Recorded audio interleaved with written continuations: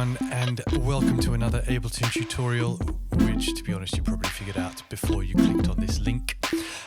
Big shout out to everyone who's joining on Patreon and everyone who's subscribing to this channel. It's great to see a little growing community of people interested in exploring these kind of concepts.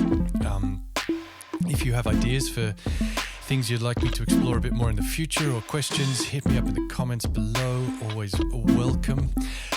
Now, what is this tutorial about? Well, again, you probably figured that out from the title of this video. I'm going to be looking at Ableton's envelope follower, a bit of a secret weapon inside of Ableton. This is a wonderful way of making your sounds come alive, making your sounds interact with each other, interact with the environment, the space, all of these kinds of things. So I'm going to begin at the beginning, and we're going to look at what the envelope follower is, some of the settings on it, and then we're going to look at some ideas. As you can see, I've just prepared a little bit of stuff today, but let's jump in.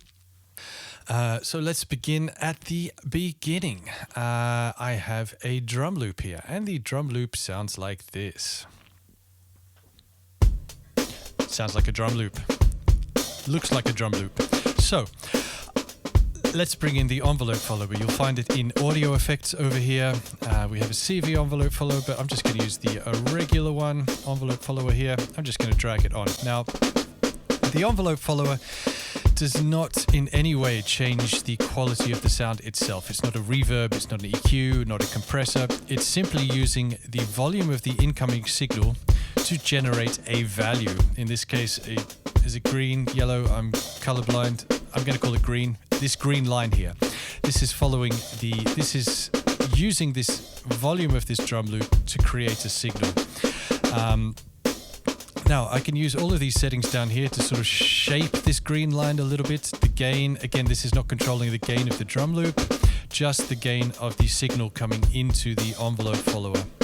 As you can see, we have sort of, well, more gain. That's what gain does. We have rise and fall, which you can think of a little bit like attack and release. So if I'm to adjust the fall here, you see we have a lot more sloping down stuff happening on the back end of that, of those peaks and troughs. The rise works better with sort of sounds that have less transient, but it does the same thing in reverse. If I gain it up a bit, you'll see what's happening. You see we're getting shark fins going the other way. Let's bring that back. And then we have this delay section over here, which allows us to offset the green line against the incoming signal. So if I turn the delay up, you see that those little green peaks are now a little bit behind the dark gray section, which is the audio signal. Let's bring all that back down. So, just by way of showing what this can do in this first idea, let's look at something that we can do with this. So I'm going to bring in an echo effect on here. Echo. And we're going to use, and now that sounds like some drums with some echo on them. But let's use the envelope follower to do some stuff with this. So first of all, I'm going to turn this up to dry wet. I'm going to turn the sync off. And I'm just going to map this to the time here. So now the volume of the incoming signal is controlling the length of the delay time. Now I'm just going to tweak a few things and see if I can get some kind of a cool sound here. As you can see, it's going in both directions above where I've set the thing. We can see it going above and below. I can change that. I'm going to make it that change. I only want it to go in one direction, unipolar.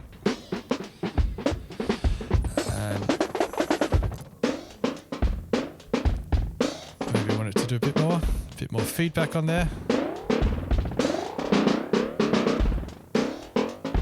Maybe it's going a little bit high.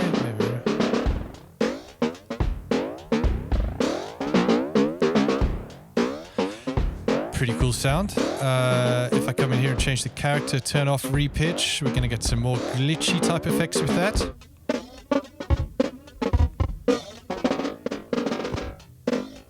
I think I liked it with the repitch on, to be honest.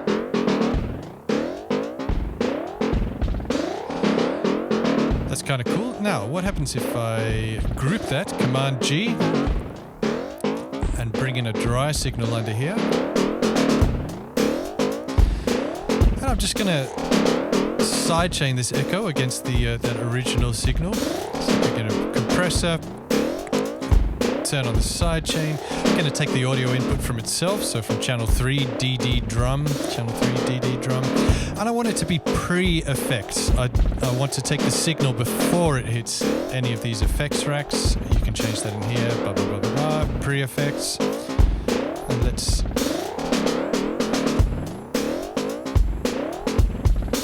release. Bring it down in the mix a bit. Now we have some cool little background layer happening for the drums there. There you go. That's idea number one, envelope follower idea number one, and also a bit about how the envelope follower works. But let's take these ideas further, because we can control all kinds of things, not just the sound itself. So I'm going to delete all of that. Going to delete the envelope follower. And I'm going to bring in, I made a pad sound before. It's a pad sound and it's playing an F major 7 chord and it sounds like this. Does it sound like this? Why doesn't it sound like this? Because I've already got some stuff on here. It sounds like this. Sounds like a pad sound. So let's use the envelope follower to control various aspects of this so that we can, have these two sounds interacting with each other. Now I'm just going to turn these off whilst I add some stuff. So I'm going to bring in a utility onto that pad channel. And I'm going to map the envelope follower. So I'm going to bring in a new envelope follower here. Envelope follower. And I'm just going to map that to the volume of that pad sound. Now, as you can see, we've got, this is our set value, and it's going down, and then it's also going to go up. Again, I'm going to change that. I only want it to go up, and I only want it to go up to 50%. And at the moment now, that's going to go from 0 dB all the way around here to plus 36 dB. Not ideal. Let's make it go from minus infinity to 0 dB. Now, let's see what that sounds like. Now, we can't really hear it, but we can see the gain changing on the pad sound. So let's adjust some of the settings in the envelope follower and see where we can get to. So we can maybe give it a bit more gain, because we can see it's not getting up so high. So now we can hear it just sort of peeking through, and let's adjust the full, give it a bit more decay.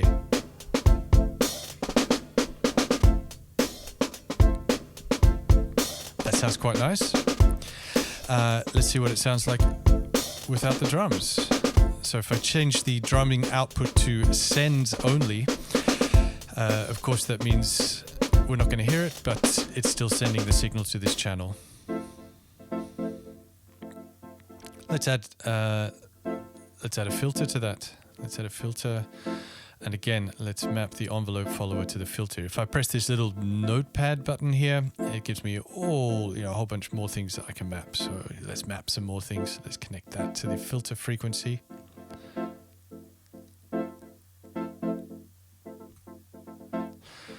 Why not? Let's add a little bit to the resonance as well of the filter. That's maybe a bit too much.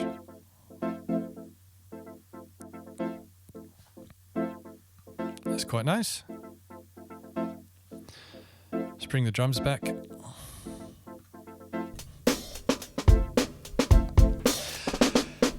Now, I can also use this little delay offset thing here. So I'm going to disconnect it from milliseconds, turn it on to sync or beats or whatever we call this. Let's see, let's put this at 1/8, eighth notes. So now it's offsetting this green control signal by an eighth note. So effectively we've got this thing where it sounds a little bit like this little pad sound is functioning as a delay for the drums, because the drums are controlling the volume, the drums are controlling the filter cutoff. And yeah, so we get this lovely interaction between the two things.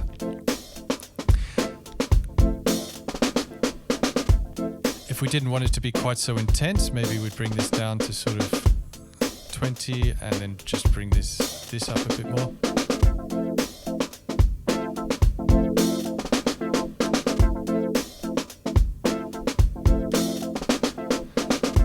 like that. I'm digging it. Okay, let's move on to another idea here. So this idea, I'm going to turn these two things off, and I'm going to turn this on, and let's just use the same chord. This F major 7 because it's quite nice, and I'm going to make that kind of a future bass kind of whoop pad sound with it. So let's use a wavetable for that. Let's do this sound very quickly. Okay, it sounds like that. We can use the amp to make it go sort of a whoop. Let's turn you down. Again, no envelope follower stuff is happening yet. This is just like an amplitude envelope. Let's make the sound a bit more interesting. Nice. Let's add some unison, some shimmer. Let's connect this amplitude envelope so it's also controlling the filter frequency here. So I'm going to go to matrix. I'm going to click on filter frequency that appears down here. Let's connect the amplitude mode. Let's make it do a bit of this. Lovely. Let's change the filter model to say the MS2. This is nice. Bring in a bit of drive on that. Yeah, lovely. A bit of resonance, sorry, a bit of drive. Yeah. Kind of a cool sound. Okay, now I'm going to use this sound to control another layer of this same notes sound. Yeah, okay. So I'm going to group that, Command G. It's now in an instrument rack, and I'm going to bring in another instrument down the bottom here. Let's just use operator for this. Tell you what, I'm going to do a little bit more sound design on that thing first. Let's add a bit of reverb to it, just a smidgen, because that would be nice. Oh, that's on the wrong one. I put it on the wrong one, everyone. Sorry. Here we go. There we go. Just a touch of reverb to give it a bit of context. Okay, now I'm going to bring in the envelope follower. Surprise, that's what this video is about. Envelope follower, I'm going to put it before the reverb, and now we can see this is a whamp sound. Now we're going to use this to control some things over on this operator, but I'm going to change some things on the operator first. I want a really short plucky sound, and I'm going to use an arpeggiator.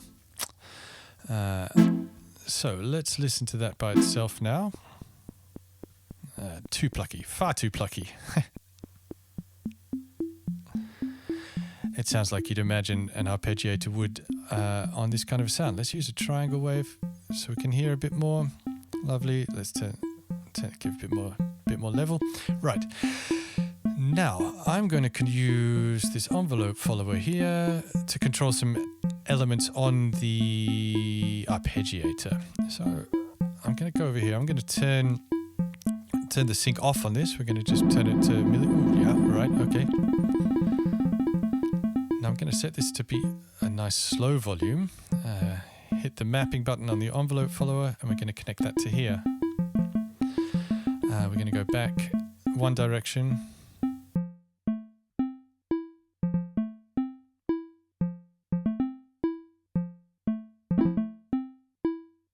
Let's adjust the fall a bit.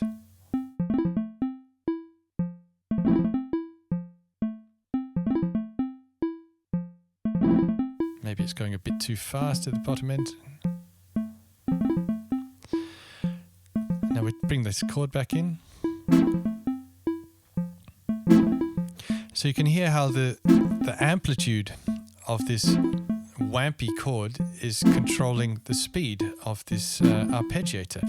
Let's make it also control the filter cutoff on this over here.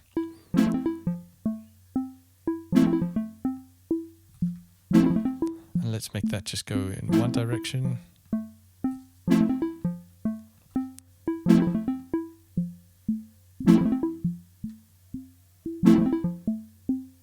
Let's add some reverb to this, but again, we're going to use this wamp to control the reverb. So let's go in here. We're going to map that to that, and we want it to go the other way. I want it to be sort of wet reverb when there's no signal. So I'm going to make this go the other way. That's lovely. And of course, I've got a MIDI signal playing this, but if I press stop on that, I turn on this little guy here so I can use my computer keyboard as a MIDI controller. And I enable MIDI input on there, of course.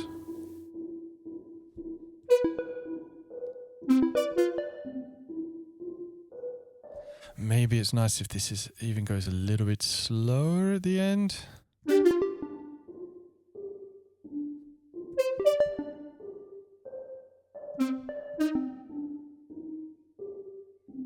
Yeah, that's a nice idea. You guys can explore that yourself. You're adults. You get the concept. I'm going to look at one more thing now. Going to use a Celesta sample that this is just me improvising on a Celesta. It's already got some stuff on it. Sorry, I'm going to delete all of that. We're going to start again. Sounds like that. Sounds like a Celesta. I'm going to use an envelope follower. Surprise. And let's take this idea that we were just exploring there with the reverb and see if we can do some cool stuff here. So we're going to bring in, again, hybrid reverb. And it sounds like a Celesta through a reverb. Now let's turn up the gain on this a bit so we've got this nice strong signal. And let's map that to the dry wet. And again, I want to make it so that when it's quiet, the sound is super dry. So when there's no signal, I want it to be super dry. And when there is signal, I want it to be really quite reverby. So I'm going to make you just that direction and we're going to go like that. Some more gain on that. It's quite nice.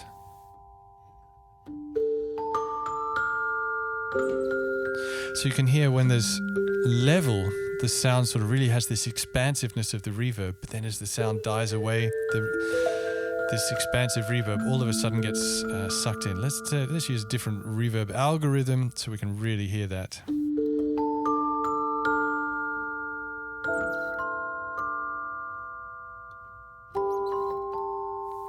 So it gives this lushness to the sound without all of this sort of over-the-top decay of a reverb. Let's try another thing with a reverb. So let's unmap that. I'm going to put this reverb into a group. And I'm going to turn the dry wet all the way up. So all we're getting is reverb. And now we're going to use this to control the level going into the reverb. So again, I'm going to use a utility in here. Utility. We're going to bring it all the way down to 0. We only want this to go to 50%. And now let's connect that to here. So now the more level there is on the Celesta, the more level is being sent to the reverb. So it means that we're not getting huge amounts of reverb on quiet sounds. In fact, the quiet sounds are going to hardly get any reverb, but the more level there is, the more it's getting sent to the reverb. Let's add a dry chain in there so we can hear the clean signal.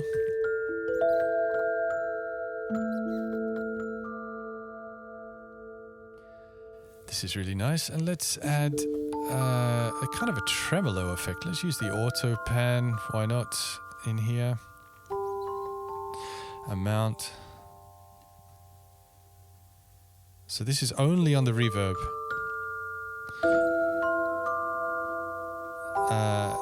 Let's turn the rate up a bit. There we can hear it. So this auto panner is only on the reverb, not on the dry signal.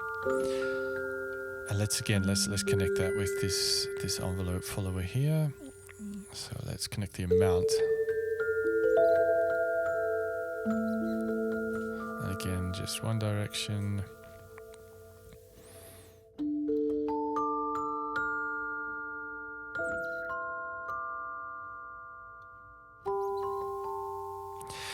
So now we have a really interesting interactive reverb that's speaking with the sound itself.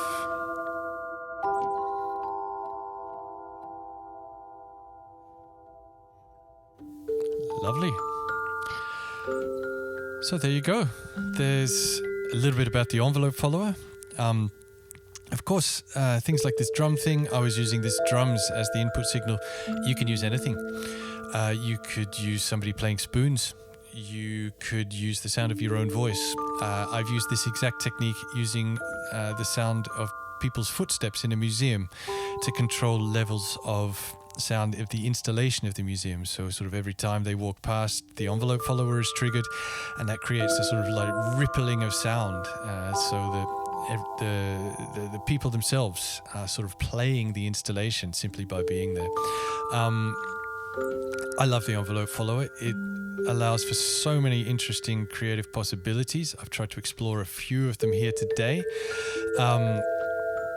Let me know if you're exploring it. Let me know if you have questions. Tag me if you're posting little things that you make on Instagram using this stuff. Enjoy making. Enjoy exploring following sounds with green lines.